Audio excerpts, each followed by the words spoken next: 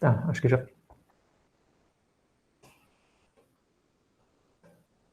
Então, na aula passada a gente estava dando uma olhada nesse site para entender um pouquinho sobre como é a interpretação geométrica dos modelos de redes neurais para classificação, e a gente viu que esses modelos trabalham com transformações que têm região de fronteira do ponto de vista da classificação, né?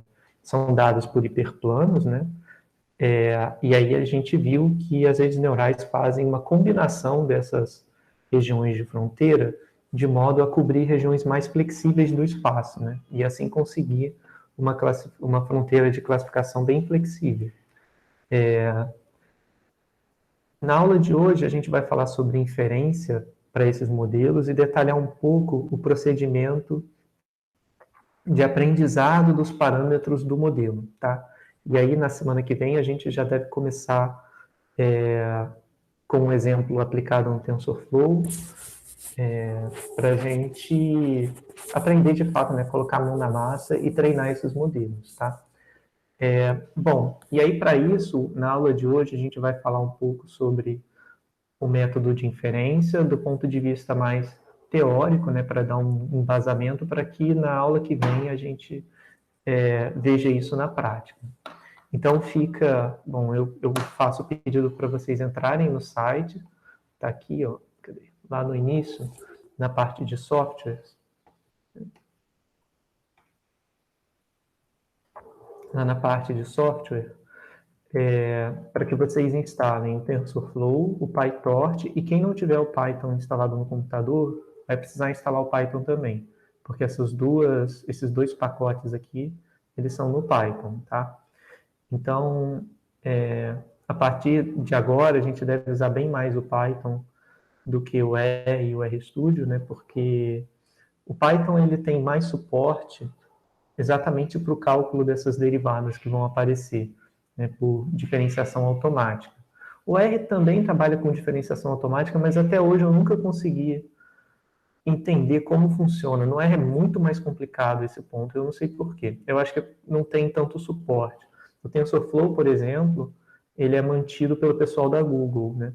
E é um software livre e tal, e é bastante utilizado pela comunidade acadêmica. O PyTorch também. É uma comunidade grande, os dois são meio que concorrentes, digamos assim. São pacotes de dentro do Python. E eles trabalham bem com o que a gente chama de diferenciação automática, né, que é o processo de cálculo dessas derivadas que vão aparecer, que a gente vai ver com mais detalhe. Então, eu peço para vocês darem uma olhada no site e baixarem o que vocês precisam, né? Se não tiver o Python, tem que baixar o Python e os pacotes, o TensorFlow e o PyTorch também, tá? Eu recomendo que comece a fazer logo essa parte, porque não é tão trivial quanto parece. Às vezes dá uns problemas na instalação, a instalação às vezes é muito dependente do sistema operacional, às vezes tem que entrar com código. No Linux é assim, tive que instalar com código, e aí tem um monte de pacote que ele precisa para instalar, precisa ver cada um deles e às vezes instalar cada um manual, às vezes dá trabalho, tá? Mas tudo bem, isso é preparativo para a aula que vem. Bom, e agora, começando com o conteúdo da aula de hoje, propriamente dito, né? A gente vai falar sobre inferências em redes neurais. E, bom, a inferência... Existem várias formas de fazer inferências em redes neurais, mas a mais popular delas é via backpropagation. No que consiste isso, né? Bom, backpropagation é o método dos gradientes. Então, aquele método, né, que vai fazer o seguinte: a gente tem uma função objetivo, que é a nossa verossimilhança, que é dada com p de y, dados os parâmetros. Aí aqui eu vou botar tudo num vetor enorme, tá? De pesos e de dícios, né? Dado também a minha matriz de dados. Então, aqui eu tenho a minha verossimilhança e o método dos gradientes se baseia em calcular updates nessa forma. Calculando o gradiente dessa função com respeito aos parâmetros, tá? Então, se eu chamar isso aqui de θ, um vetor paramétrico, Então, eu vou calcular o gradiente com respeito a θ, né? Se aqui é a verossimilhança, então eu vou multiplicar por uma constante positiva e vou somar com θ da iteração anterior. Então, se eu chamar aqui de m, o θ da iteração, digamos, da iteração corrente, né? Então, aqui eu vou derivar com respeito a θm, aqui θm, aqui wm, aqui βm, tá?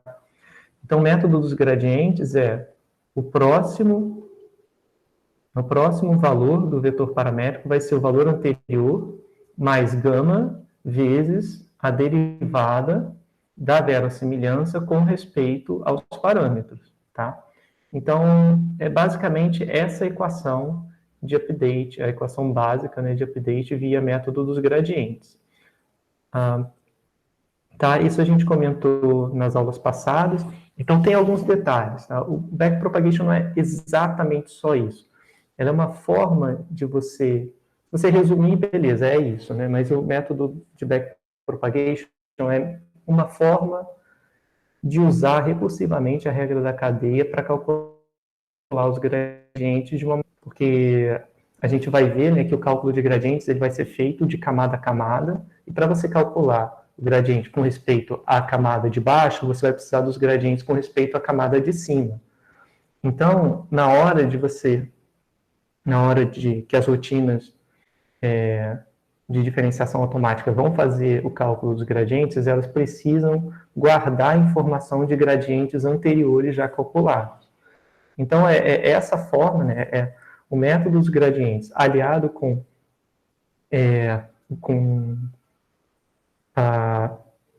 posso falar, aliado com essa forma de guardar o gradiente das camadas superiores para o cálculo do gradiente com respeito às camadas inferiores, é que a gente chama de backpropagation, tá? Então, as derivadas elas são calculadas para baixo, né, ou de trás para frente, né, dependendo de como você estiver escrevendo a cadeia, né, se é na horizontal ou se é na vertical. E aí a gente aproveita, né, as derivadas das camadas superiores para calcular os gradientes com respeito às camadas inferiores. Então, precisa ter um procedimento computacional de guardar os gradientes já calculados para outros parâmetros na hora de calcular o gradiente para o parâmetro que você quer. E eu coloquei aqui o esquema, né, como é que funciona. Então, tem esse desenho tem bastante informação, então vamos ver com calma o que eu estou representando aqui. Então, olha, nesse caso, pessoal, eu tenho uma rede escrita de forma geral aqui na direita, né, em que eu dividi em camadas, tá? Então, aqui eu tenho camada L menos 1, camada L mais 1. Isso aqui é uma parte só da rede neural. Então, eu coloquei de forma geral. Então, você pode imaginar aqui como a rede como continuando, e aí você vai ter aqui embaixo, né? Aqui está o 1. Esse quadradinho aqui é só para indicar que é um vício, tá? Que ele é sempre igual a 1, mas eu podia botar com a bolinha e dar na mesma, tá? Eu só coloquei aqui para destacar. Então, aqui eu tenho viés. Bom, então deixa para eu ser consistente colocar aqui com quadrado também. E aqui eu vou ter as minhas variáveis x, tá? Essa variável aqui seria a variável x1, essa aqui x2, essa aqui x3. Eu tirei o índice i, tá? Para ficar mais limpo e ficar mais fácil de entender o procedimento, tá bom? Então, e aqui em cima eu tenho, ao final, né, eu tenho a minha probabilidade. Eu estou pensando aqui, por exemplo, no caso de redes neurais para classificação. Então, aqui eu teria, lá no final, eu teria a minha variável P, né, e ela estaria alimentando a minha variável Y, tá? Então, aqui eu só estou olhando para a parte do meio da rede neural, tá bom? Mas, enfim, está de forma genérica. Então, isso aqui vai valer no caso específico, em que o H é o último, né, ou seja, são os inputs, né, ou as covariáveis, também vai valer. Então, isso aqui está escrito de forma geral, para a gente poder definir uma regra recursiva para o cálculo das derivadas, tá? Bom, então eu vou apagar só para para a gente não ficar com muita coisa escrita na tela. Mas está claro a formulação que eu coloquei aqui? Bom, e aí a gente vai fazer o seguinte, né? Tem uma forma específica, né, mais esperta de você organizar o cálculo desses gradientes. Então, aqui eu vou frisar com vocês cada parte, tá? Bom, então lembra, né, que que os nossos perceptrons, eles são formados por 3 partes, né? Primeiro, o input. Então, aqui eu estou usando a seguinte notação. O que está em cima denota a camada. Então, aqui é camada L mais 1. O que está embaixo denota o número do perceptron. Então, esse aqui é o perceptron M, esse aqui é o perceptron M mais 1, e esse aqui é o perceptron M menos 1, tá?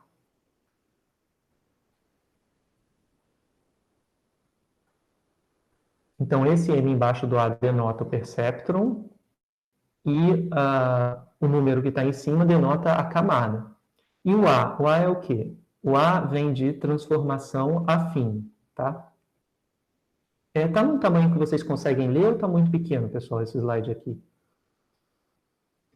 Se puder aumentar um pouco, acho que está melhor, professor. Se puder aumentar um pouco. Beleza.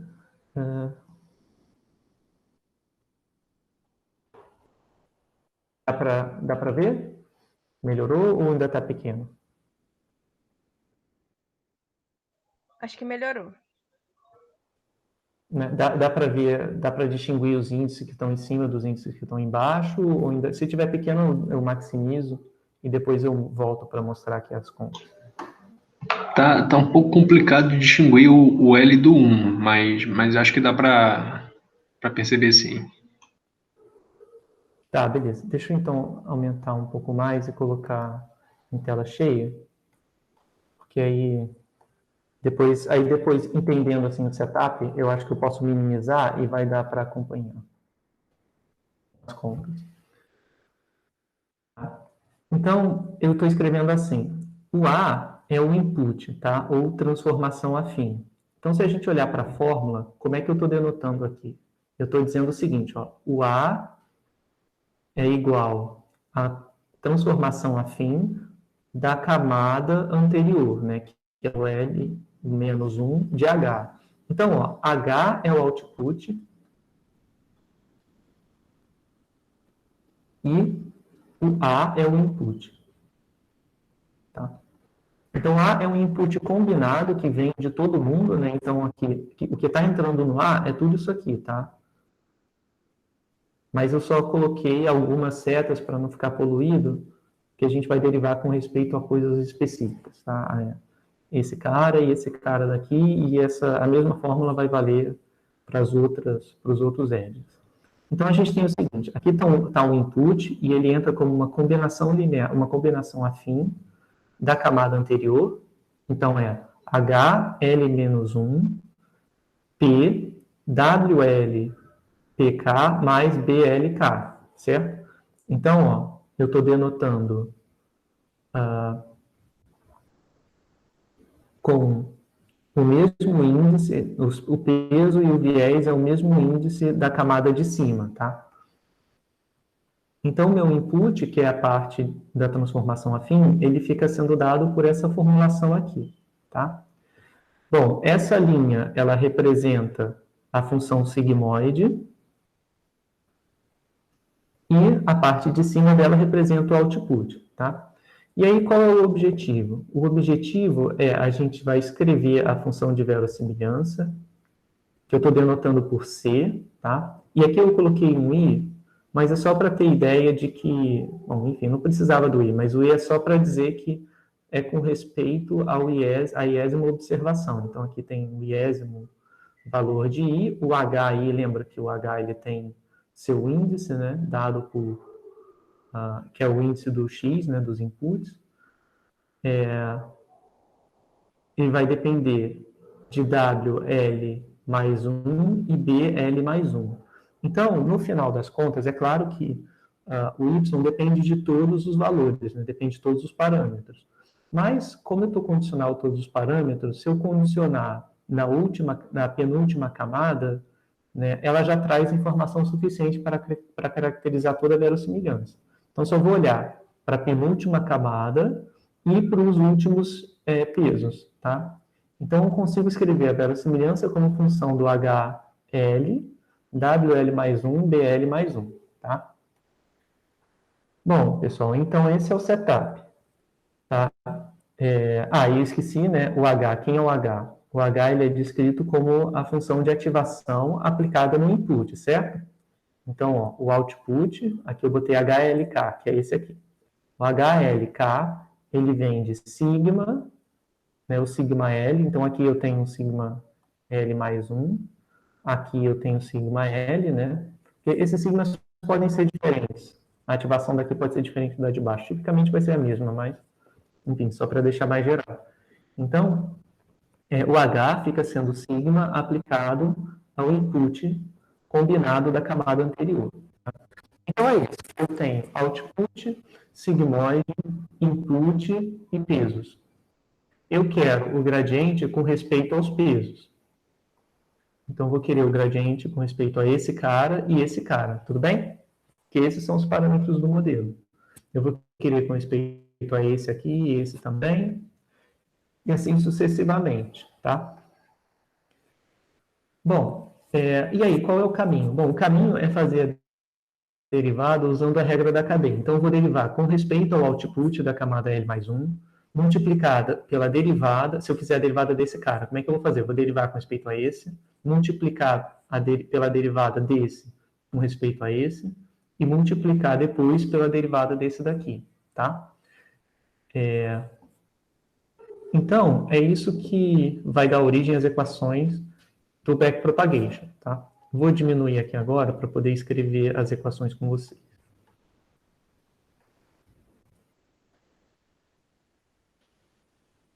Agora fica pequeno de novo. Mas vou tentar aumentar o máximo que der, de forma a não perder informação das camadas e da anotação que eu estou usando. Vamos ver se melhora. Tá. Bom, então vamos lá. Primeira coisa que eu tenho que fazer, né? Eu vou derivar. Então está aqui minha função de verossimilhança. Então o que eu quero fazer é derivar essa função com respeito a W e com respeito a B, tá?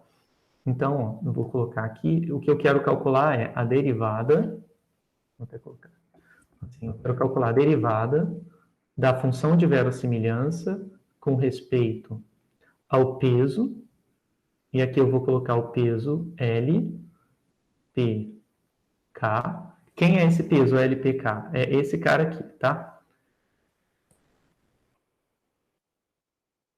Então, é esse que eu quero calcular. Eu também quero calcular, em vermelho, a derivada da função de verossimilhança com respeito ao peso, B, LK. Tá? Que é esse cara daqui. Bom, beleza. Aí como é que eu vou fazer isso? Bom, eu anotei aqui e a gente pode seguir as etapas. Então, vou fazer o seguinte, ó. Visando derivar com respeito a esse cara, a esse valor, como é que eu vou fazer? Esse valor, ele vai aparecer aqui dentro, certo?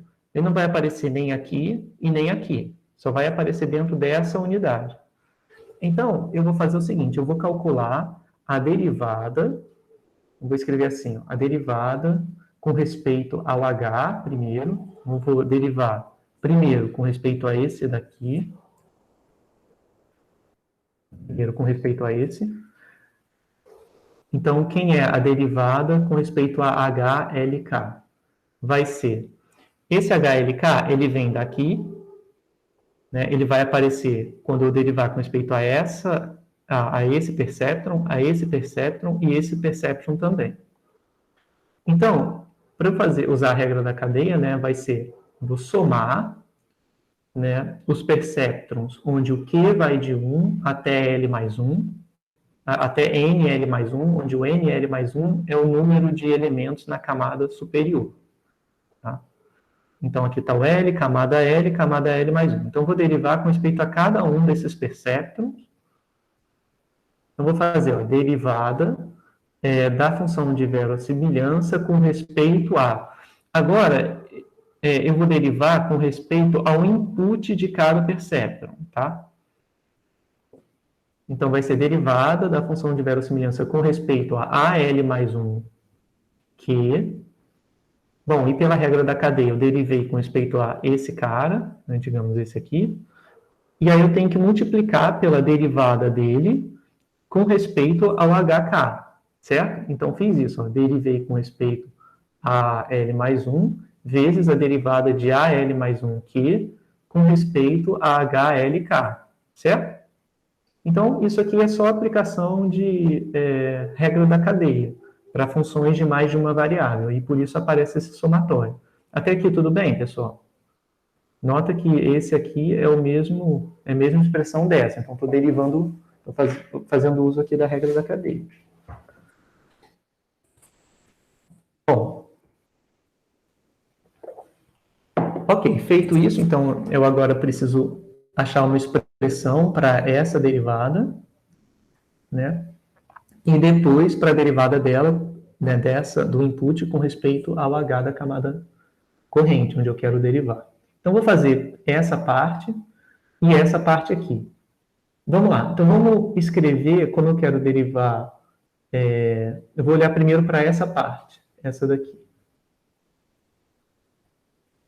Quem seria a derivada do input com respeito a H? Então, vou escrever, ó, quem é o meu input? AL mais 1M. Isso aqui vale para qualquer M, tá? Então, depois eu só vou substituir pelo valor do Q. Então, AL mais 1, M, vai ser igual a quem? O A é esse aqui, então vai ser o A é a transformação afim, é o que está escrito aqui. Então, o A, L mais 1, M, vai ser o somatório de K indo de 1 até NL, WL mais 1, KM, que é essa parte, vezes esse perceptron. Né? Então, vou fazer isso para todo mundo que está entrando, ou seja, para esse e para esse também.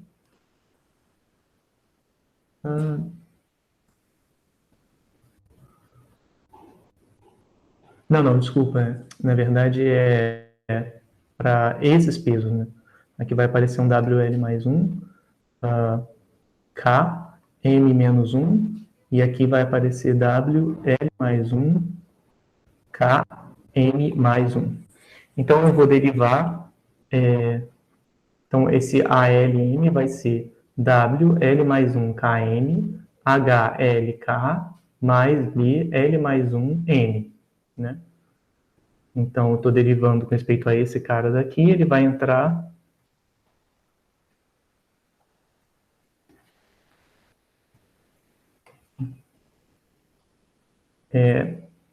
essa expressão vai ser a combinação de todos os perceptrons que vêm aqui com os seus respectivos pesos. Então, vai ser o HLK multiplicado pelos seus respectivos pesos, lembrando que o índice é o da camada de cima, mais o viés, que também é da camada de cima. Quando eu escrevo A dessa forma, né, sendo essa transformação afim, a derivada de A com respeito a H é o peso. Então, aqui eu estou AL mais 1 Q com respeito a HK. Então, vai vir esse termo, que seria WL mais 1. Aqui não seria o M, seria Q, né? Porque aqui em cima está o Q. E aqui seria K, porque embaixo eu estou derivando com respeito ao HK. Tudo bem?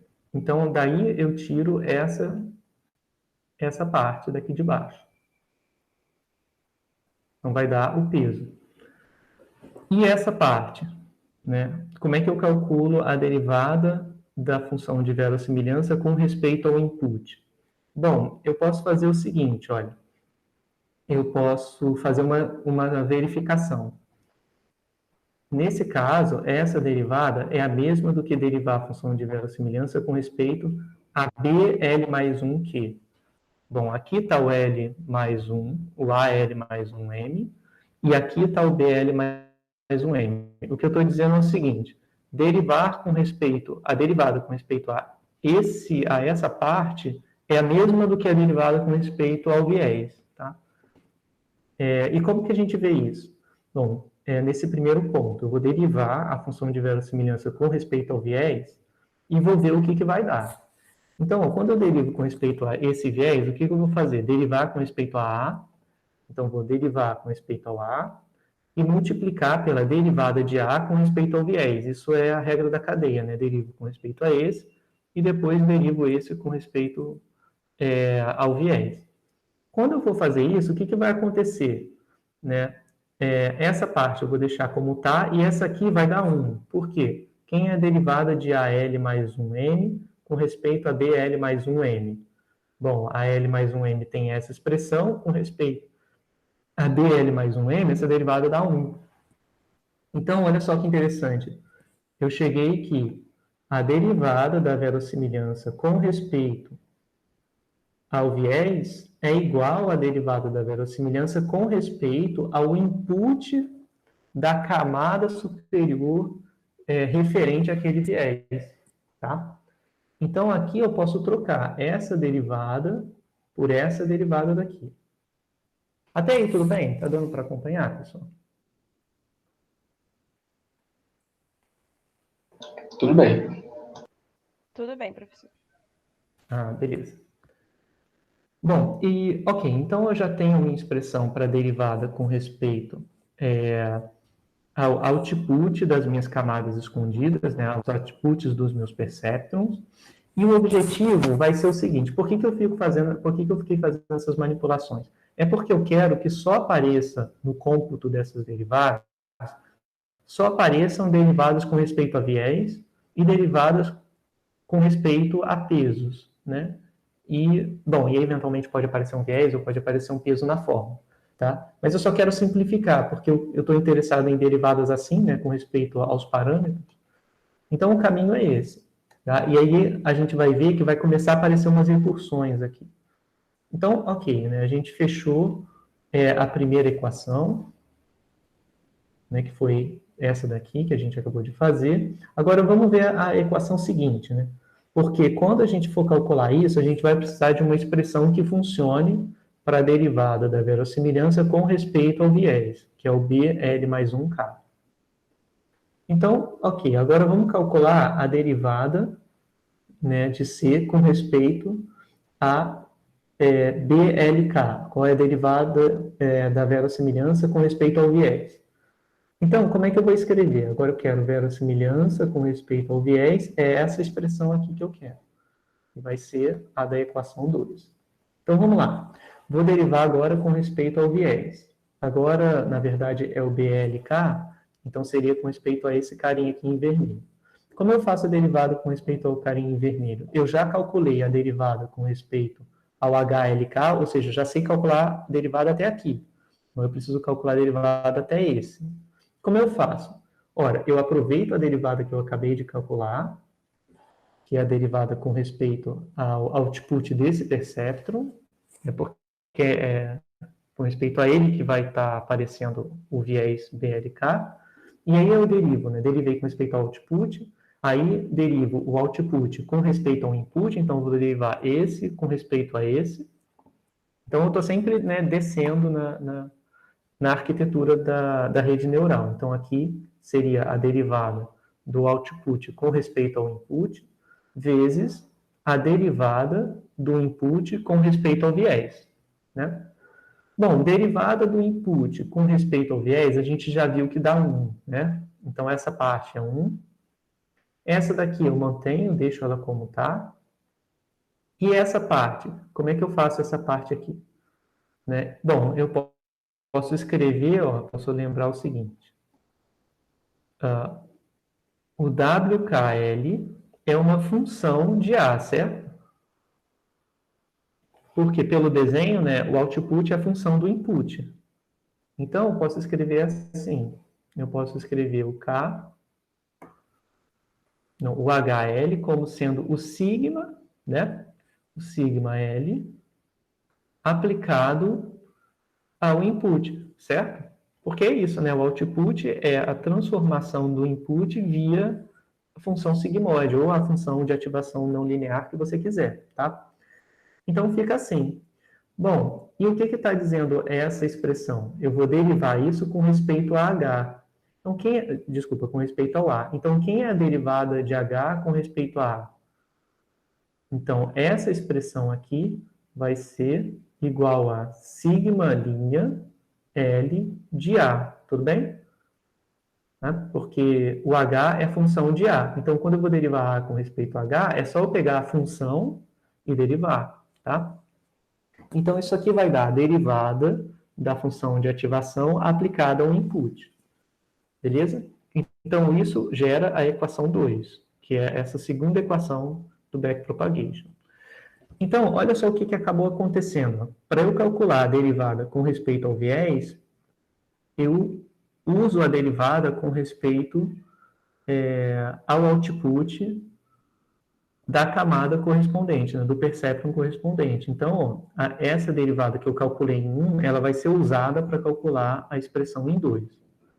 Agora, vamos fazer a expressão em 3. Eu já calculei derivada com respeito a BLK, agora eu quero calcular com respeito ao WLPK. Então, como que eu vou fazer, né, para calcular essa derivada daqui? Então, para derivar com respeito a WLPK, eu primeiro preciso derivar com respeito ao A e depois derivo A com respeito a W. Então, vou derivar com respeito ao A vezes a derivada de A com respeito a W. Bom, e aí? A gente já viu, né, como está aqui denotado, que derivar verossimilhança com respeito ao A é a mesma coisa que derivar verossimilhança com respeito ao vício. Então, essa expressão eu troco pela derivada com respeito ao vício. E aqui? Aqui eu tenho A com respeito a W. Então, quem é a derivada de A com respeito a W? É só eu olhar a definição de A, né? O A não é um input combinado, então vai ser W vezes H mais B. Então, quando eu vou derivar o A com respeito a W, vai dar o H correspondente.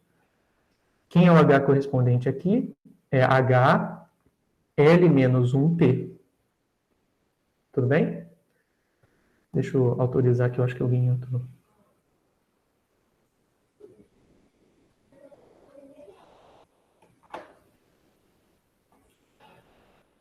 Bom, então beleza. Aí agora olha só o que acabou acontecendo. A derivada com respeito ao peso, ao W, ela depende da derivada com respeito ao viés que eu acabei de calcular lá em cima, tá? Bom, em geral, pessoal, isso vai continuar acontecendo, tá? Se eu continuar descendo aqui e calcular as derivadas dos pesos para baixo, eu vou chegar a sempre usar a derivada que foi calculada acima para calcular a derivada com respeito ao próximo parâmetro. Então, acaba que o algoritmo de backpropagation, ele é, resumidamente, só o método de gradiente, só que na hora que eu vou calcular os meus gradientes, eu tenho que calcular de uma forma esperta para gravar essas derivadas que vão aparecendo nas camadas de cima e usar essas derivadas na hora de derivar com respeito aos pesos e aos vieses das camadas de baixo, tá? Aqui eu mostrei para vocês só uma parte reduzida, né? Só como é que faz o cálculo para uma camada, mas é só repetir esse mesmo raciocínio na hora de fazer as camadas de baixo, tá? Então, aqui, por exemplo, a próxima etapa seria calcular. Agora, eu faria de novo, né? Eu calcularia a verossimilhança com respeito a H L menos 1K. E aí, daria essa mesma expressão. Aí eu usaria a expressão 2, tá vendo? Eu não preciso calcular de novo as expressões, tá? Eu já sei que as expressões são essas, então eu vou repetir essas mesmas equações aqui embaixo, só que subtraindo L por 1. E isso vai me dar a regra de update para cada parâmetro, tudo bem? Alguma dúvida nessa etapa? Eu imagino que seja meio confuso, né? Porque, enfim, Professor, Uma dúvida que eu boiei, pode ser por um motivo conceitual e não tanto da matéria. Por que é o log ali da verossemelhança? Boa pergunta. Não precisa ser o log, poderia ser a verossimilhança em si. Só que na prática, se a gente for derivar a verossimilhança, as derivadas vão dar tudo zero, porque vai dar problema numérico. Que essas verossimilhanças, né, eu vou escrever P de Y dado X, W e W e B.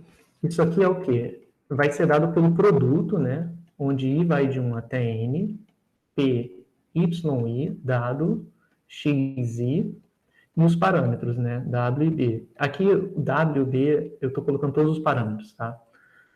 Aqui dentro.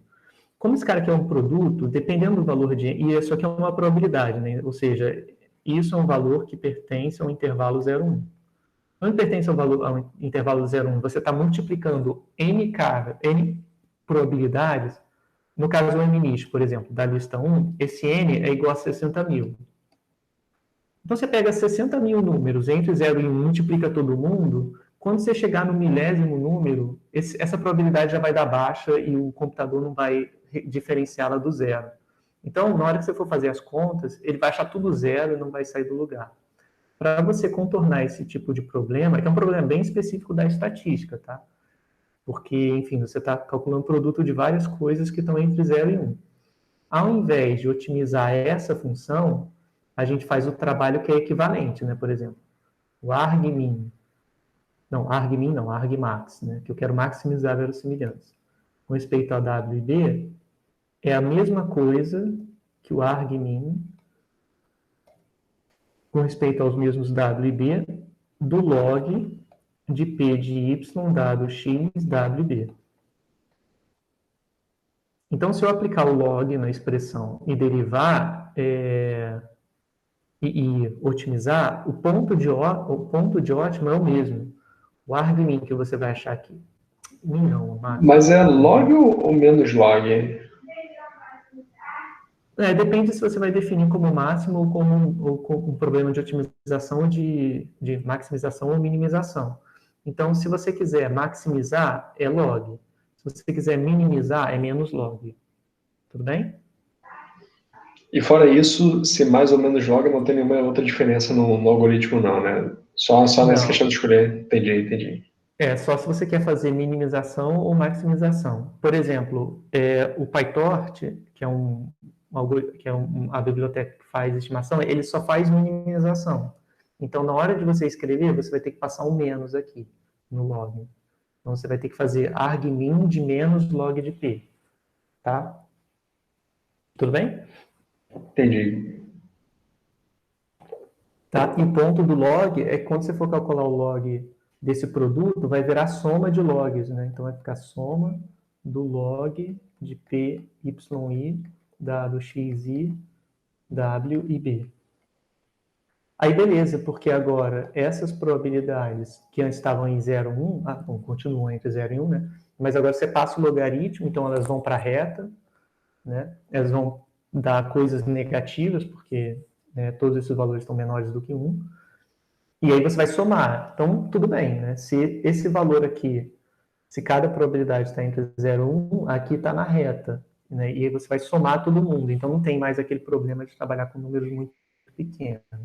Então, é só por isso que a gente usa log, tá? Certo. Tudo bem? Mais alguma dúvida, pessoal?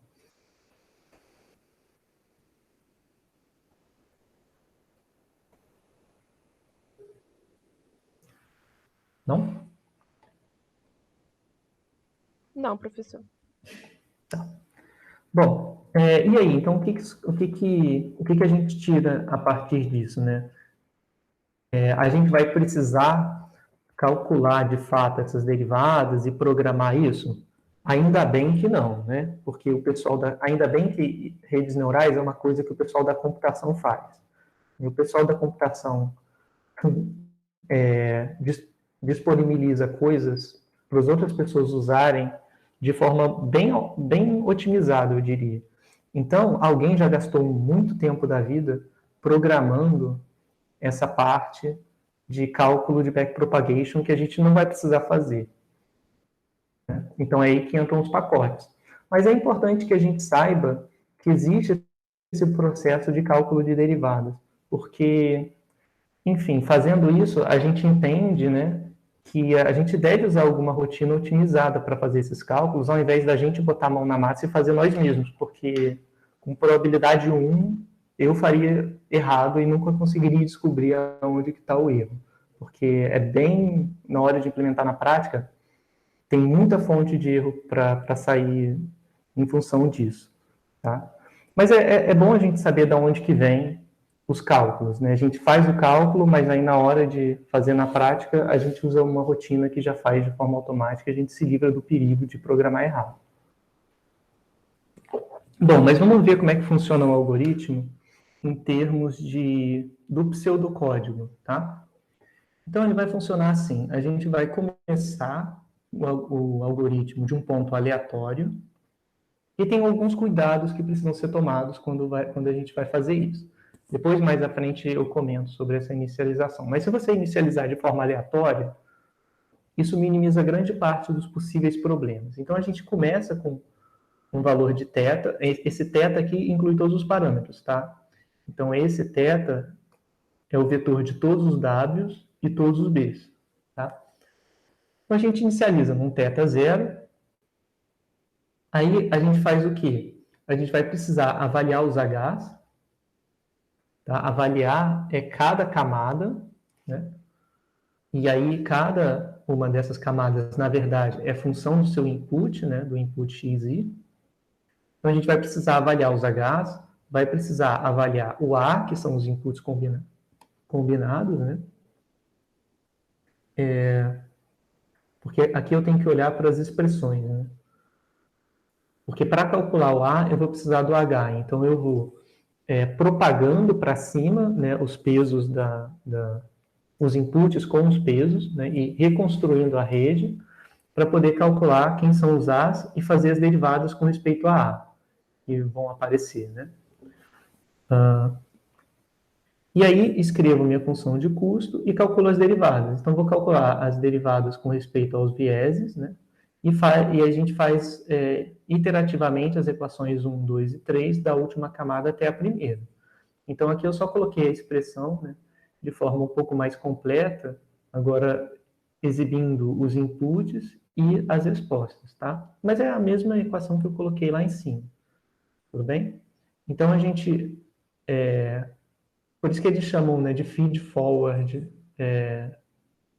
neural networks, porque você vai alimentando a rede para cima para conseguir calcular o valor da verossimilhança, para conseguir calcular o valor da verossimilhança e calcular A, H e tudo mais, para você conseguir derivar com respeito aos valores corretos. Então, você avalia a cadeia até lá em cima e depois você vai derivando de cima para baixo usando a regra da cadeia.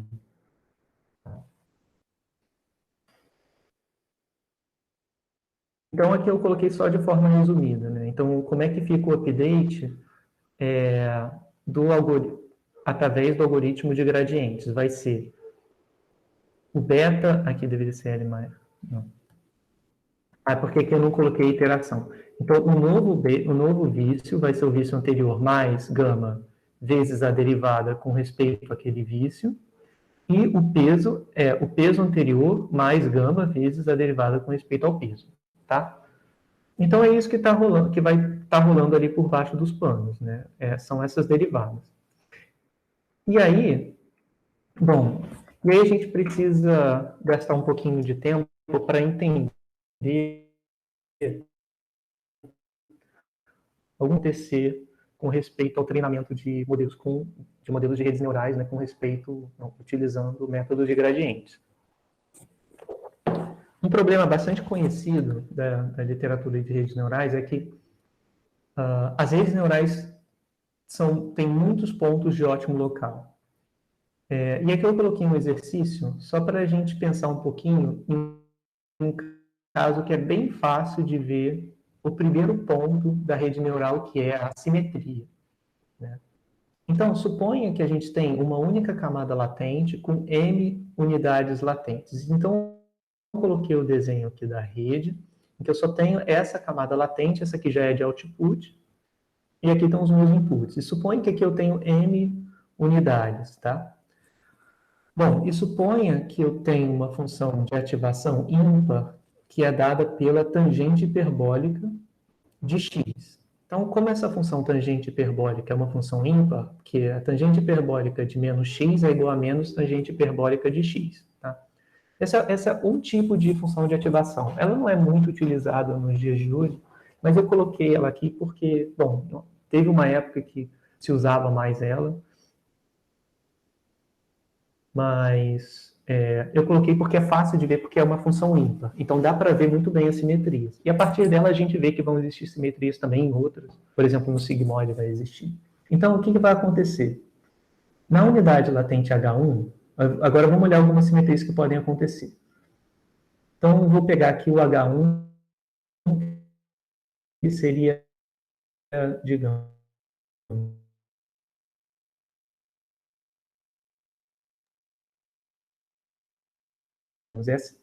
esse aqui. Dos pesos e dos W, esse W e esse W aqui, né? O que está entrando nessa camada é essa edge e essa aqui. Bom, como eu não preciso dessa parte, acho que eu vou maximizar, porque vai dar para ver melhor.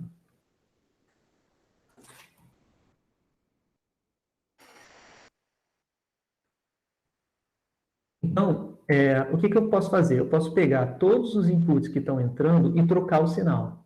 Então, troco o sinal de W, se é positivo vira negativo, troco o sinal desse W aqui, se era negativo vira positivo, e assim sucessivamente. Quando eu trocar todos os sinais aqui, né, eu vou trocar o sinal do input, né? O input é essa parte aqui. O input vai ficar o mesmo input de antes, mas com o sinal trocado. Se o input que entrou era de menos 7, passou a ser 7, quando eu fiz essa mudança. Se o input que entrou era 7, passou a ser menos 7. Então, o que aconteceu? Eu mudei, né? Então, aqui, e como é uma função ímpar, eu vou ter tangente hiperbólica de menos um input, vai dar menos a tangente hiperbólica do input. Então, o que vai sair aqui, vai sair com o sinal trocado.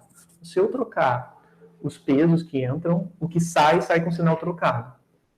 Bom, aí, se eu trocar de novo os pesos daqui, né, os pesos antigos, pegar esses pesos agora, que eu obtive anteriormente, e colocar um sinal de menos nesses pesos também, eu vou ter exatamente o mesmo output, certo? O mesmo output aqui, porque esse aqui saiu com sinal de menos, saiu com sinal trocado. Se eu trocar de novo esses sinais aqui, eu vou ter o mesmo output, né? Então, quais são os resultados?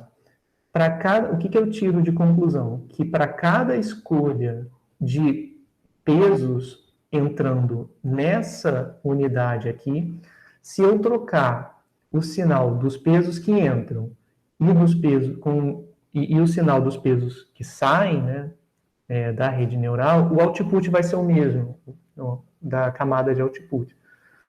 Então, o que acontece? Como eu sempre posso trocar os sinais de entrada e os sinais de saída, cada uma dessas N unidades vai dar origem a duas formulações, ou seja, duas escolhas de W que vão dar exatamente o mesmo output. Então, se eu tenho M unidades escondidas, isso vai dar 2 elevado a M formas de escrever o mesmo output, certo? Então, isso é fonte de simetria.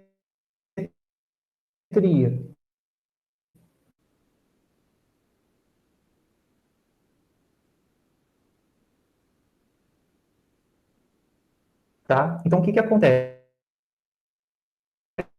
O ponto de ótimo está acima de ótimo. Bom, e também não é só isso. Por quê? Esses pesos, eles não têm, essas unidades, elas não têm diferença entre si. Então, você pode permutar a unidade, essa unidade com essa, ou seja, permutando os Ws que entram, você também tem a mesma saída. Então, no final, você vai ter M fatorial redundâncias, que são as formas de você permutar as unidades, tá? Então, qual é a conclusão? Se você tiver um multilayer perceptron com uma camada latente, a gente já tem pelo menos 2 elevado a m vezes m fatorial simetrias, ou pontos de máximo globais distintos, que é muita coisa, né? Isso é um multilayer perceptron com uma camada só. Então, nota, né, em função de m, quantas simetrias vão existir. Bom, e aí eu botei o desenho da caixa de ovo, que eu gosto de usar para ilustrar essa questão das simetrias. Porque é como se cada simetria dessa fosse um buraquinho da caixa de ovo. Como eu estou falando de simetrias, né, os buraquinhos dentro de cada buraco é igual. Então, essa caixa de ovo aqui é a função, né? Seria a função do output em função de x, que a gente já viu que o output em função de x é uma combinação, é uma composição de funções de camada a camada. Então, essa caixa de ovo, eu gosto de pensar nela como se fosse a superfície, né? como se fosse a função de x que você quer otimizar. E as simetrias, elas dão origem aos buraquinhos da caixa de ovo. Então, cada buraquinho é igual, quando você compara esse buraquinho com esse, com esse, com esse, é tudo igual.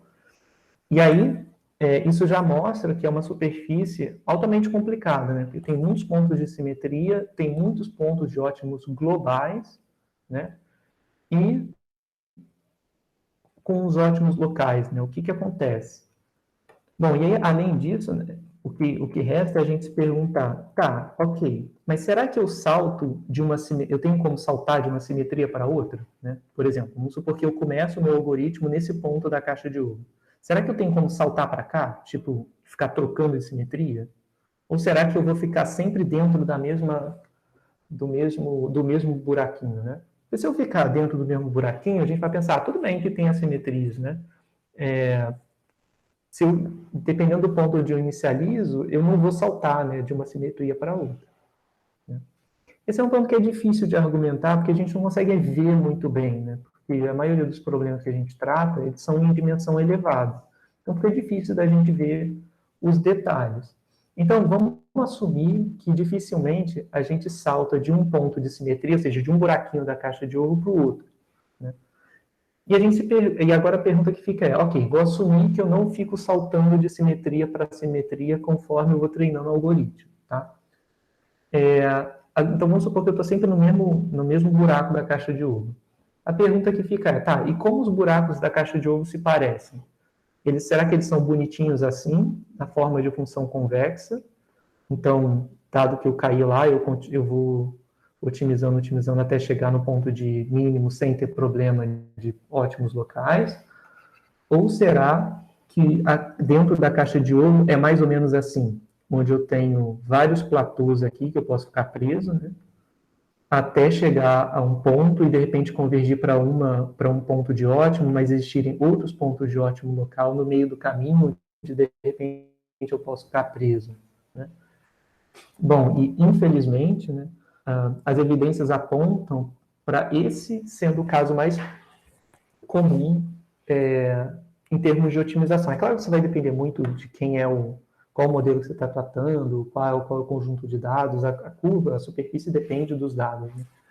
Mas quando a gente treina redes neurais, a gente vê que, eu até tinha mostrado para vocês na aula passada, né, quando você via o gráfico da função sendo otimizada, você via lá que dava uns platôs, aí depois caía, depois dava outros platôs.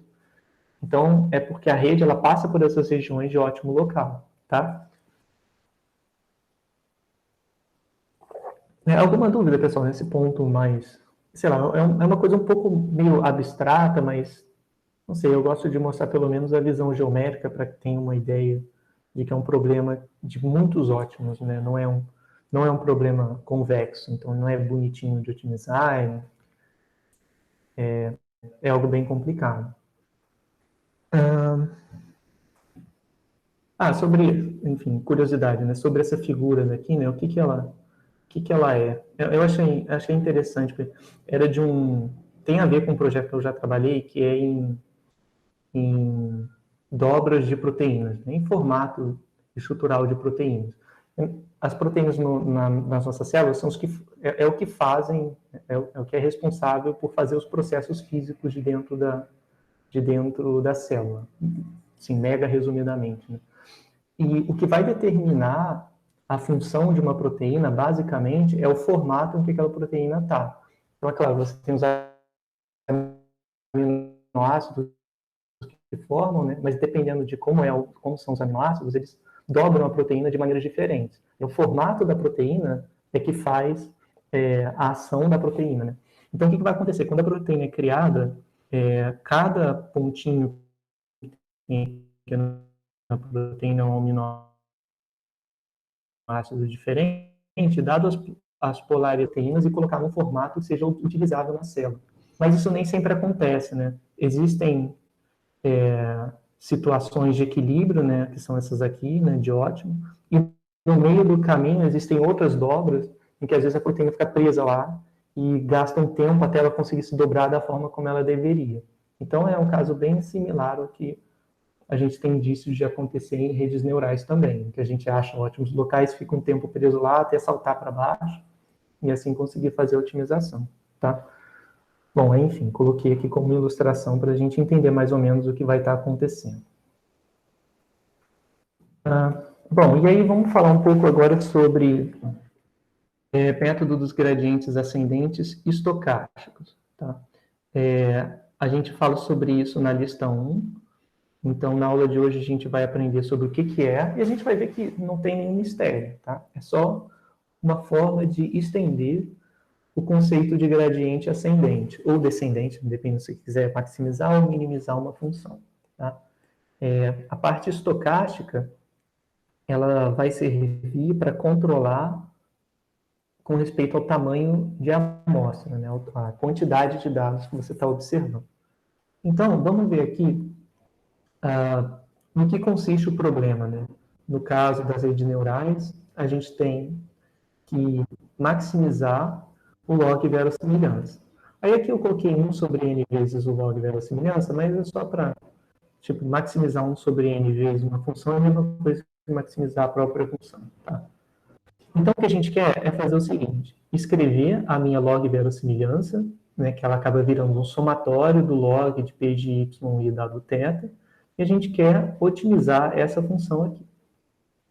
Então, como é que a gente faz via método dos gradientes? Bom, a gente calcula o próximo valor de θ é o valor anterior, mais gama, que é uma constante positiva, vezes a derivada da função objetiva, né, que é a média da verossimilhança, tá? Mais o gradiente com respeito ao log da verossimilhança, e esse gradiente com respeito a θ. Tá? Então, você vai calcular o gradiente daqui com respeito a θ e avaliar no θ da iteração corrente. Tá? E aí, o algoritmo dos gradientes, ele vai funcionar, aí aqui eu vou usar esse ponto em azul para ilustrar para vocês. O que vai acontecer é, eu dou um ponto θ0, e aí eu calculo qual é a direção ótima. Então, ele vai olhar para a curva, e a gente já viu lá do cálculo de mais de uma variável, que a direção ótima, a direção para onde o gradiente aponta, é perpendicular à curva de nível. Então, aqui está a reta tangente à curva de nível, e a direção ótima é perpendicular. Então, a gente vai andando dessa forma, tá? Perpendicular às curvas de nível até chegar ao ponto de ótimo. Tá? Ok. Aí a gente precisa pensar o seguinte, vamos pensar lá no MNIST, né? Lá no MNIST a gente tem N igual a 60 mil. Então são 60 mil imagens, cada uma eu acho que são 700, quantos pixels são? Já não lembro mais. São 748 pixels? Ou 200 e alguma coisa? Enfim, vamos supor que sejam 60 mil imagens, e vamos supor que sejam só 100 pixels. É bem mais do que isso, né? Vamos supor que seja 100. Então, quantos pixels você está olhando antes de fazer cada update do seu programa? Você está olhando 6 milhões de pixels, certo? Isso aqui pode ser muito custoso para você em termos de tempo, né? Vai demorar um tempão para você olhar todos os pixels para você definir qual a direção ótima, né? Ao invés disso, a gente pode... Então, o que está do lado esquerdo, eu vou ter o gradiente ascendente, que é o gradiente completo. Do lado direito, tem uma alternativa a ele, que é o gradiente estocástico. Como é que funciona o gradiente estocástico? O gradiente estocástico é assim. Eu reconheço que esse N pode ser muito grande, né? E aí o que é um N grande vai depender de problema para problema. Tipicamente, ele vai depender da dimensão de X. Quanto maior a dimensão de X, né, mais fácil é eu ter um N que seja computacionalmente muito custoso avaliar isso aqui para toda a base de dados. Então, ao invés de olhar para N observações, eu posso olhar para M observações em que M é menor do que N. Bom, mas quais observações eu vou escolher? Eu vou escolher de forma aleatória. Então, vou pegar aqui, aí eu denotei dessa forma.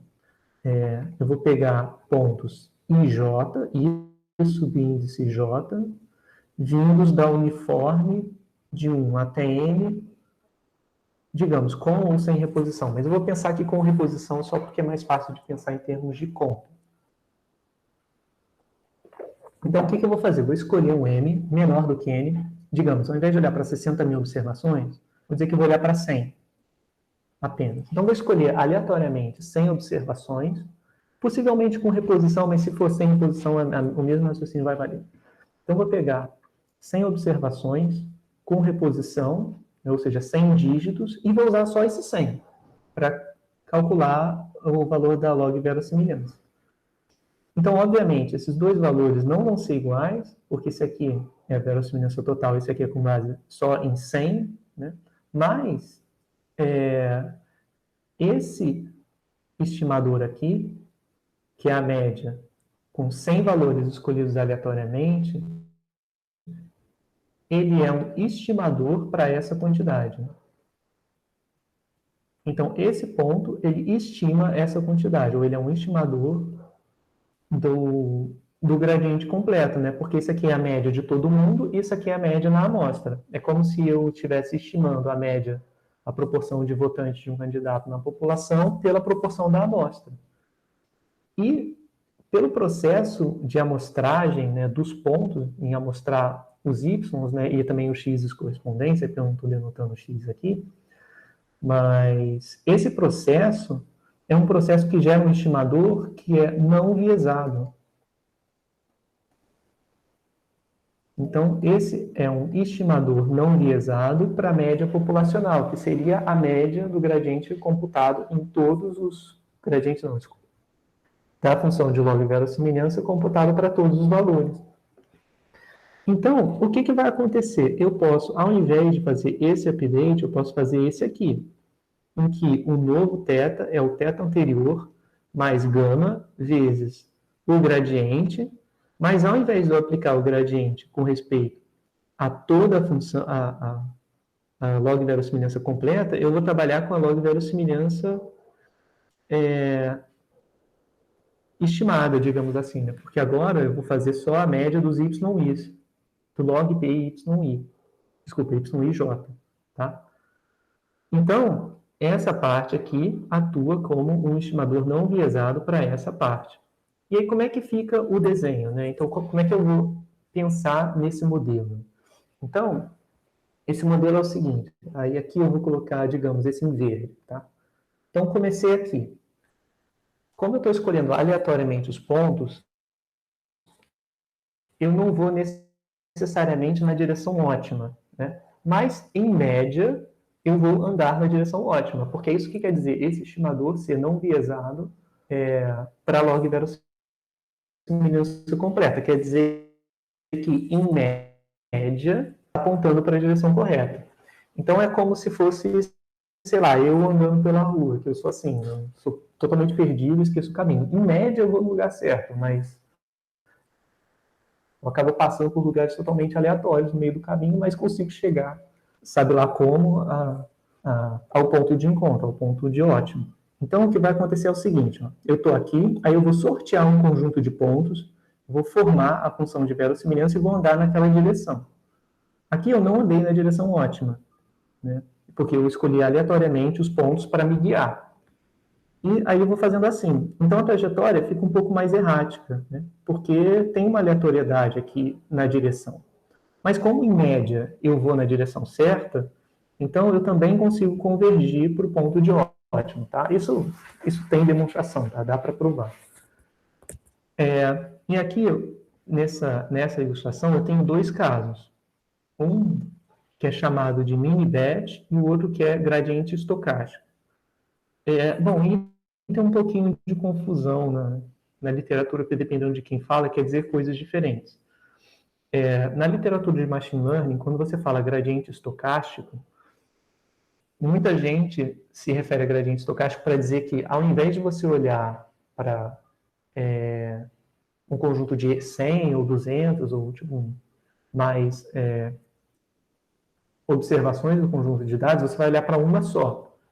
Então, aqui, o que ele está chamando de gradiente estocástico, quer dizer, né, esse cara que é um estimador não viesado, ele vai servir para qualquer n. Se você pegar o n igual a 1, que você vai estimar a verossimilhança completa pela verossimilhança de um dado só, porém escolhido aleatoriamente, também funciona, só que a trajetória fica bem errática, né? Porque agora você está estimando uma média com uma observação só, com n igual a 1. Mas funciona também, tá vendo? Você converge para o ponto de ótimo, só que tem muito mais oscilação. Tá? Então, ó, o grau de oscilação ao redor da curva, né, ao redor do caminho, né, de ótimo, ele vai depender do tamanho que você pegar para o bet que você está considerando. Tá? Então, pessoal, essa é a ideia. A ideia é que, em média, você vai para a direção certa, mas... E para que você quer fazer isso? Você quer fazer isso porque, às vezes, você termina o algoritmo mais rápido, né? Porque olha só o que vai acontecer. Se você olhar para o bet, você dá menos passos, concorda? Enquanto que no mini-bet você dá mais passos, são mais erráticos. Mas o que acontece? Aqui, cada passo, antes de dar cada passo desse, você tem que calcular isso aqui, para toda a base de dados. Se você tiver as bases de dados que são tipo de, sei lá, o ImageNet, que é mais de 1 milhão de imagens, você vai ter que olhar para 1 milhão de imagens para definir qual é a direção ótima para você caminhar. Concorda comigo que parece um pouco exagero? Se você está olhando para 1 milhão de imagens só para definir a direção ótima, quando você chegar na milésima imagem, você já tem uma direção ótima para onde você vai seguir. Então, eu fico imaginando como se o algoritmo ficasse esperando, né? Tipo, olhei para 1000 imagens. Eu posso caminhar? Não. 2.000, 10.000, posso andar? Não. Vai esperar calcular 1 milhão de imagens. Mas quando está na milésima, em 10.000, ele já sabe para onde vai caminhar. Você, apesar de caminhar, de dar mais passos, né, pode ser que cada passo desse vai custar menos do que um passo desse. Então, é uma escolha ótima aí, né? Você tentar ver de forma que o ganho, né, em termos de velocidade de cálculo de cada gradiente, né, tem que superar a aleatoriedade que está ocorrendo, né, até entre as direções do gradiente. Tá? Então, é uma forma mais flexível de você agilizar o método de treinamento. Alguma dúvida, pessoal? O professor, eu acho que eu não entendi muito bem por que separar em bet deixa menos enviesado do que se fizer no conjunto todo. E por que o conjunto todo oscila tanto que nem está aí? Não, o conjunto todo é isso em azul, tá? Ele não oscila tanto assim. A direção, ela é a direção ótima, né? Bom, é que eu não sei se a figura está mais clara possível, mas aqui, esse ponto é o ponto eu tô de vendo ótimo. errado. Eu estava lendo que esse azul é o bet gradiente. Não é isso, não? Não, tudo bem. Sim, é porque da onde eu peguei essa figura, ele está ilustrando o bet mesmo, mas é um bet grande. Então, do ponto de vista nosso, a gente pode pensar como se fosse o gradiente total, tá? Porque ele está indo razoavelmente perpendicular à curva de nível, né? As curvas de níveis aqui. Então, não está tendo aleatoriedade muito grande. É porque depende do tamanho que você considera para o BET, né? Mas aqui, no caso da pessoa que gerou essa figura, o BET era grande o suficiente para que, mesmo não olhando para todo o conjunto de dados, você conseguisse ainda seguir uma direção sem muita oscilação ao redor da direção ótima. Tudo bem? Então, você podia ler isso aqui como se fosse o full gradient, se você quiser. Ok, e então estocástico gradiente é o quê? Ou me confundi? Então, o estocástico é baseado onde o n é igual a 1, e o mini-bet, ou bet, né, é quando esse n é qualquer coisa acima de 1 ou abaixo de n, né? Tá. Fez sentido, obrigado. É só uma notação mesmo, de como as pessoas se referem. Entendi. Obrigado. É que eu tinha entendido que o azul era o mini bet e o roxo que era o full. Então, me confundi, desculpa. Obrigado. Tá, entendi. Beleza? Então, quando eu estiver falando só de gradiente, ou de full gradient, é o gradiente completo. E essa forma que a gente está vendo agora, que eu não sei se vocês veem isso em algum curso, mas é uma forma modificada, tá? É uma coisa meio mais computacional mesmo. Mas a justificativa vem da estatística, né? Ele ser um estimador não enviesado, de em média você está na direção certa. E é fácil de implementar, né? É só você sortear os pontos e depois caminhar. Os pontos que você vai observar e depois caminhar a direção ótima e andar naquela direção.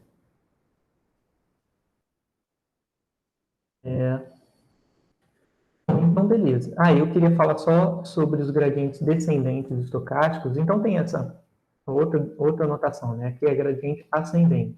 Ascendente por quê? Porque eu estou subindo na superfície, ou seja, porque eu quero maximizar uma função objetiva. Mas e se eu quiser minimizar? Se eu quiser minimizar, é a mesma coisa, só vou ter que colocar um menos. Certo? Aqui deveria ser mais.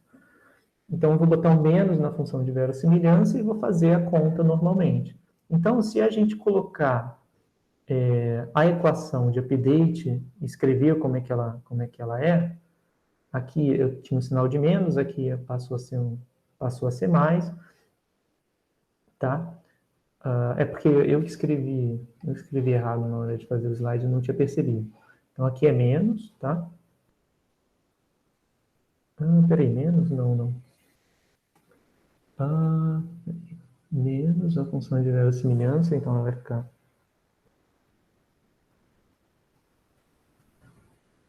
não, é verdade. Então aqui tem que vir...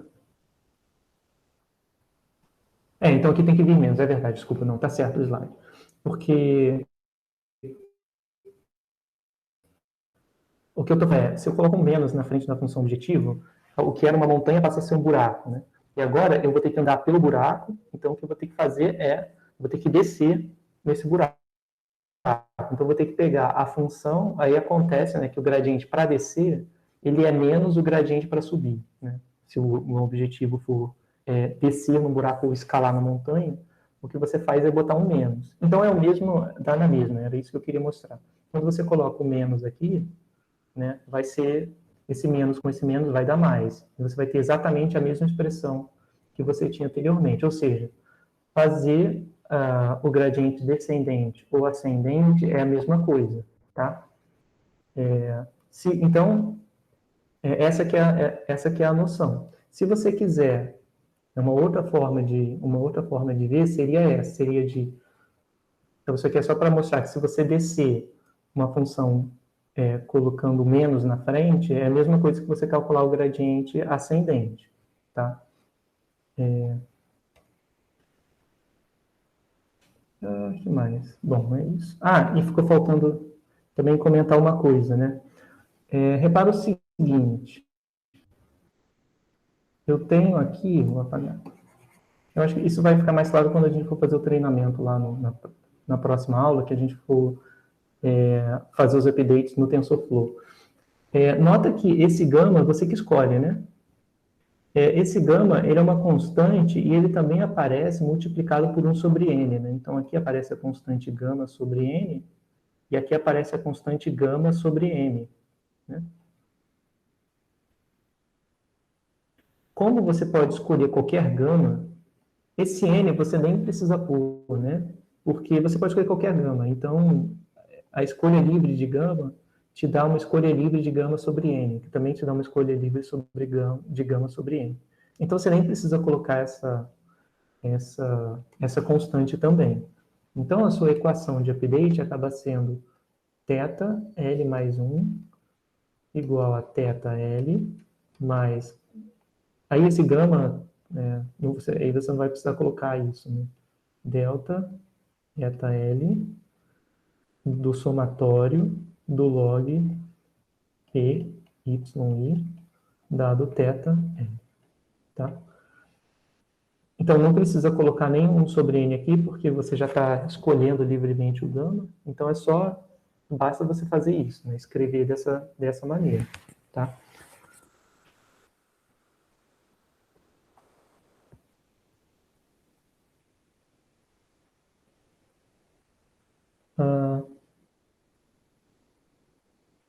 Isso aqui eu não preciso fazer, é só uma justificativa, mas eu acho que está claro.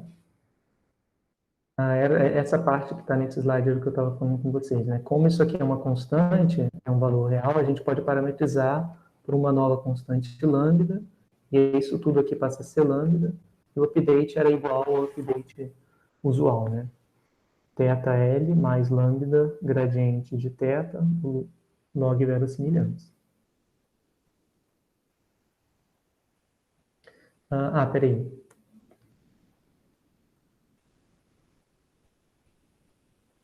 Esse ponto aqui é um ponto importante.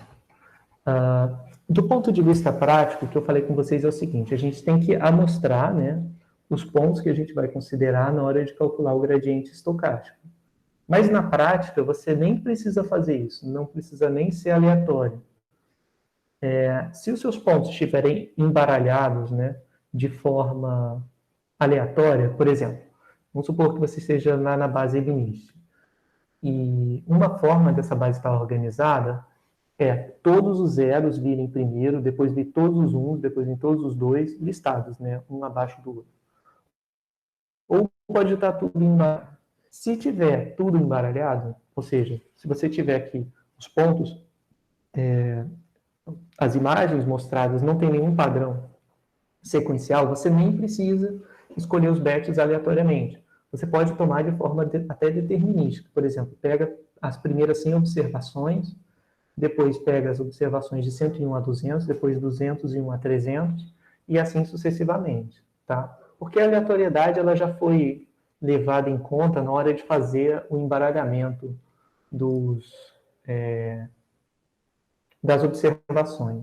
Então, na prática, você também nem precisa escolher aleatoriamente. Quando você estiver rodando, de fato, fazendo a implementação, você pode olhar de 100 em 100, de 200 em 200, sem nem precisar amostrar os valores, tá? Então, ainda assim, a gente consegue convergir para a função de ótimo local. Então, quando a gente for rodar lá no TensorFlow, a gente vai ver isso. A gente vai ver que mesmo rodando, escolhendo de forma sistemática as observações, ainda assim a gente consegue convergir, tá? Bom, aqui eu coloquei um exemplo em modelos lineares, mas eu acho que a gente não vai precisar fazer, porque a gente já tinha feito isso lá nas primeiras aulas. A única diferença é que agora eu estou com um modelo com gradiente estocástico. Deixa eu ver o que vem depois, para ver se vale a pena comentar. Eu vou comentar só rapidamente, tá, pessoal? Porque a gente já fez as contas. Então, vamos supor que a gente tem um modelo normal, que ele é linear simples, então só tem uma covariável. Então, tem o yi, dado xi, normal, beta 0 mais beta 1 xi, sigma 2, tá? Então, nem sempre eu preciso estar num contexto de classificação, eu posso estar num contexto de ajuste mesmo, né? Como é esse caso do modelo normal. Então, aqui eu tenho a minha log verossimilhança, e essa expressão, né, menos n sobre 2 log 2 π sigma 2, menos 1 sobre 2 sigma 2, somatório das diferenças, né, entre o y e a sua média, ao quadrado. Então, como é que fica o gradiente estocástico? Eu vou escolher os bets. Então, aqui eu tenho um subconjunto de 1 até n, tá? Que pode ser os primeiros, as primeiras observações no conjunto de dados, depois eu translado e vejo as outras observações, e assim sucessivamente. Então, eu escolho aleatoriamente, esse aleatório pode estar até entre aspas, porque não necessariamente eu preciso que a escolha seja aleatória. E eu posso fazer escolha sem repetição também, e não tem problema. Bom, e o que eu vou fazer? Aí agora, quando eu for calcular a derivada, ao invés de estar somando de 1 até n, eu vou estar somando no bet. Né? E eu calculo a derivada. Esse 2 vem para cá para baixo, então cancela com 2 daqui. E o menos que vinha do beta 0, cancelou com o menos daqui, ficou essa expressão. No caso, quando eu for derivar com respeito ao beta 1, mesma coisa. Com respeito ao beta 1, a única coisa que vai mudar é que, bom, esse cara vai vir para cá, o menos que estava na frente do beta 1 vai cancelar com o menos daqui, e vai ter um xi, então vai aparecer o xi aqui. Então, a única diferença do gradiente estocástico para o gradiente completo é que eu não vou somar de 1 até n, eu vou somar só no bet que eu escolhi, tá? E aí só tem que tomar cuidado, por quê? Porque tem que lembrar que eu estou olhando só para o bet. Então, na hora de você derivar com respeito ao sigma 2, vai aparecer aqui, ao invés de Cn, né, porque eu não estou olhando mais o x inteiro, estou olhando só dentro do bet, vai entrar a quantidade de elementos que tiver no bet. Então, esse módulo BL é a cardinalidade de BL, ou seja, o número de elementos de BL. Então, é a única diferença. O somatório, ao invés de ir de 1 até n, vai pegar só os caras que estiverem dentro do bet e aqui vai entrar o tamanho, a cardinalidade daquele bet. Tudo bem? Bom, e aí o update, ele é bem simples também, né? Nota que vai aparecer na hora que eu estiver estimando o gradiente completo, né? Eu teria que fazer esse reescalonamento, mas isso aqui é só uma constante, né? Porque a gente está escolhendo o gama de um jeito ou de outro, então fica sendo só lambda, tá? Então aqui é um lambda, aqui é outro lambda e assim sucessivamente. Então o update nem muda muito, só o que muda é quais observações que você vai olhar, tá? Bom, aí aqui eu fiz esse exercício, eu vou mostrar para vocês só, eu acho que para completar o ponto de vista da observação do que está acontecendo. Eu vou mostrar só com outro programa que eu consiga botar em tela cheia, porque nesse de escrever eu não consigo botar direito.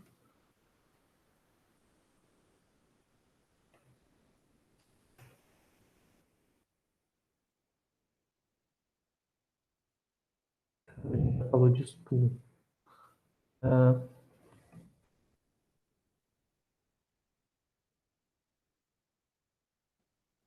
Para ver se vai dar para ver até o final. Se não der, tem que...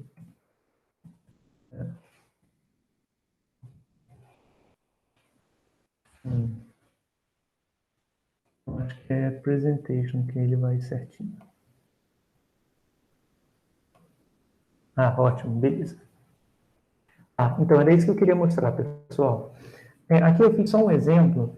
Eu tenho 100 observações no conjunto de dados, né? E é também para modelo linear. Então, eu quis botar um modelo bem simples, onde eu só tenho 2 parâmetros, eu estou olhando para 2 parâmetros só. Eu teria o terceiro, que é a variância. Mas eu quero olhar só para os 2, tá? Para o beta 0 e para beta 1. E eu vou fazer o seguinte, eu vou colocar aqui os passos do algoritmo. Então, em cinza, eu tenho a verossimilhança completa, tá? Então, ela está colocada aqui. Não sei se dá para ver, mas tem um cinzinho aqui atrás. Então, o ponto de ótimo está aqui e eu quero convergir para ele. Só que eu vou pegar bets de tamanho 5, de forma determinística. Então, eu vou pegar o primeiro bin bet, eu vou pegar só as primeiras 5 observações, que são essas. Com base nessas 5 observações, o que eu vou fazer? Eu vou calcular o gradiente com respeito a essas 5 só. Então, esse gradiente, ele está sendo calculado com respeito a uma curva de nível que não é a curva de nível do gradiente completo, que é essa cinza, né? Ela é uma curva de nível com respeito ao mini-bet, né? Com respeito a esses pontos. Porque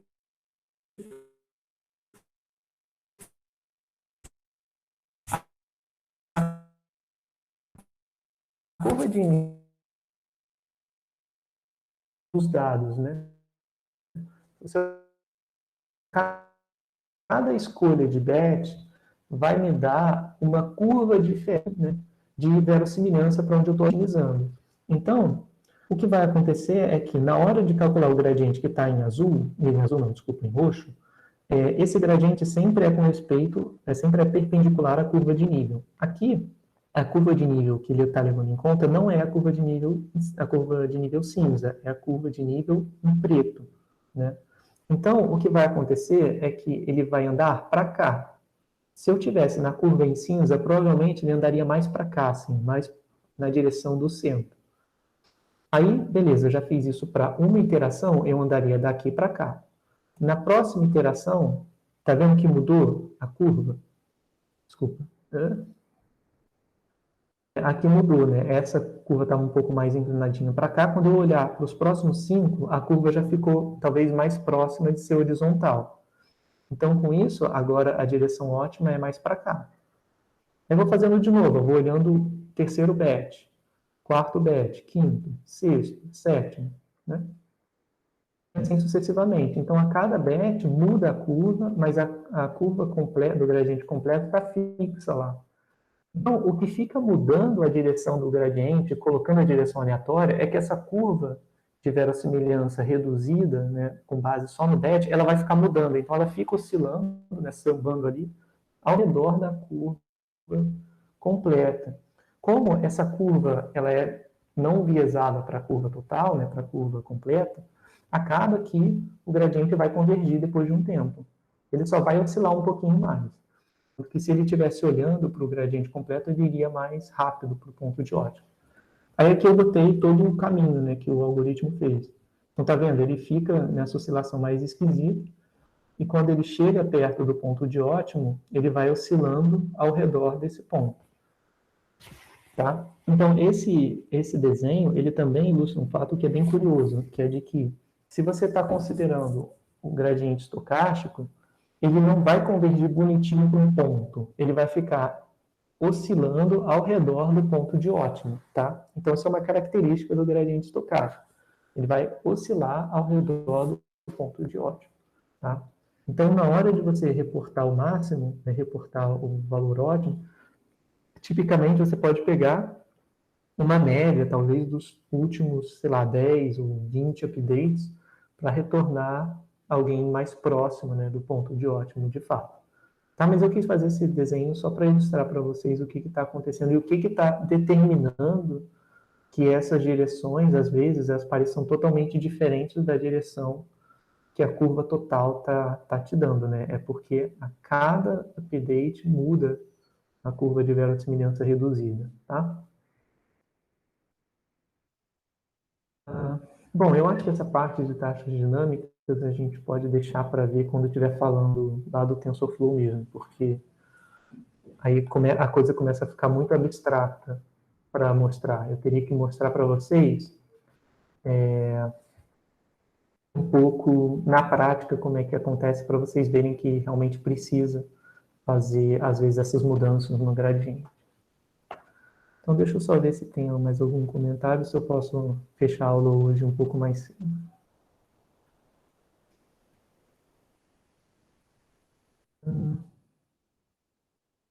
Não, aqui é quando eu vou começar condições de Robbins-Monroe. Depois a gente vê isso junto com outras formas de gradiente. Tá? Então, na aula que vem, pessoal, a gente vai falar sobre... A gente vai mostrar como fazer a estimação, né, em modelos de redes neurais usando o TensorFlow e o PyTorch, se der tempo. Então, eu recomendo que vocês baixem os pacotes e a gente vai falar um pouquinho sobre eles na próxima aula e vai ver como funciona a inferência de forma prática. Tudo bem? Eu acho que para a aula de hoje era isso. Se alguém tiver alguma dúvida ou algum ponto.